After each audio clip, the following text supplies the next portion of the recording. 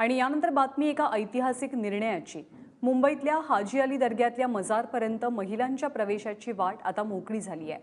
पुरुषांप्रमाणे महिलांनाही मजारपर्यंत प्रवेश देण्यास आम्ही तयार आहोत असं मत हाजी अली ट्रस्टनं सर्वोच्च न्यायालयात नोंदवलेलं आहे। हा निर्णय प्रत्यक्ष राबवण्यासाठी पुढच्या 4 आठवड्यांचा वेळ द्या असंही ट्रस्टींनी सांगितलं। ट्रस्टींच्या भूमिकेचं अनेकांनी स्वागत केलंय।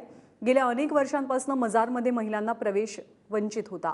याआधी मुंबई उच्च न्यायालयानं सुद्धा महिलांच्या बाजूने निर्णय दिला होता, मात्र ट्रस्टींना आक्षेप असल्यास सर्वोच्च न्यायालयात अपील करण्याची सवलत देण्यात आली होती आणि आता सर्वोच्च न्यायालय येत्या काही दिवसात या प्रकरणी आपला अंतिम निर्णय सुनावेल। निर्णय दिलेला आहे हा देशासाठी आदर्श आणि मार्गदर्शक निर्णय असेल। शबरीमाला मंदिराचे जे ट्रस्टी आहेत त्यांनी सुद्धा पुढाकार घ्यावा, महिलांना जो आहे तो प्रवेश मंदिरामध्ये सुरू करावा अशी आमची त्यांना विनंती आहे। अन्यथा नोव्हेंबरच्या शेवटच्या आठवड्यात शबरीमाला मंदिरामध्ये सुद्धा जो प्रवेश मिळावा यासाठी जे आहे ते भूमाता रणरागिणी ब्रिगेडच्या वतीने आंदोलन केरळमध्ये करण्यात येणार आहे।